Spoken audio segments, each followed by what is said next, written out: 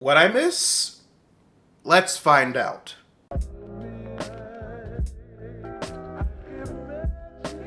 The poster for Glass was released this past week, and honestly, it looks pretty dope.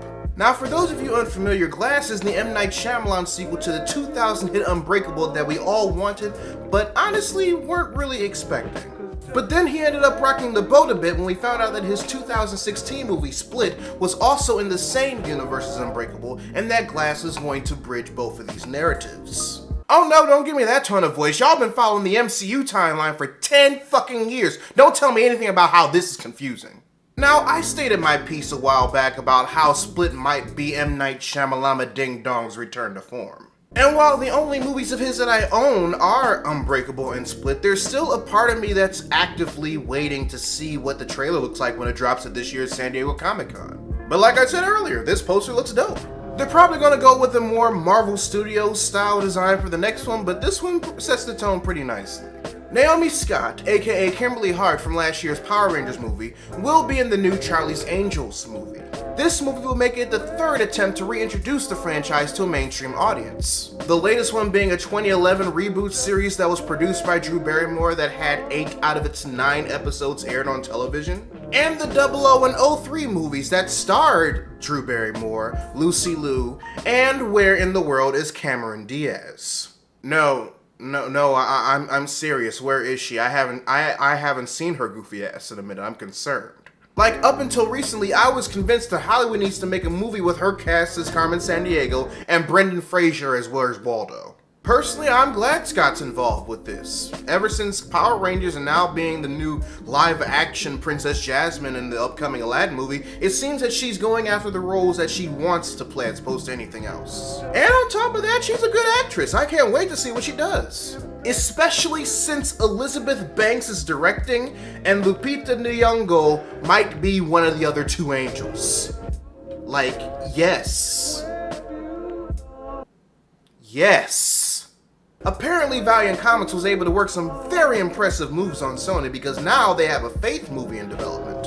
What did I mean by that? Well, allow me to explain. Now, if you've seen my video about Vin Diesel being cast as the Valiant Movieverse version of Bloodshot, then you would know that Valiant and Sony's deal consists of 2 Bloodshot movies, 2 Harbinger movies, and a Harbinger War crossover movie. A 5-picture deal altogether.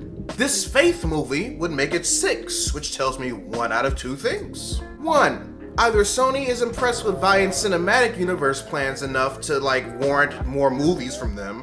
Or 2. They're so focused on establishing a superhero movie universe that they don't have to share with Marvel that they're willing to say yes to anything.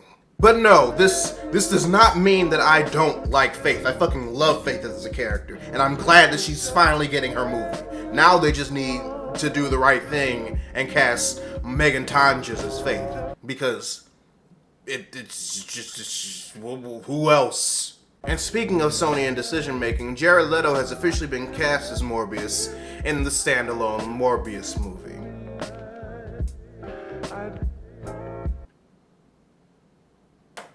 I need Sony to start making better decisions. Mostly because I feel like the single parent that isn't getting any child support, but my middle school kid just wants to do every single extracurricular activity under the fucking sun. Like, there is a huge difference between chasing your dreams and just doing the most. And Sony, you're just doing the most. While my opinions on Jared Leto's acting skills are still the same, a fellow reader a couple of What I Misses ago made me aware of his long list of sexual assault allegations, and ever since then I was just like the most conflicted bitch at the ball. But then I educated myself, and now the fuck Jared Leto side of me is winning.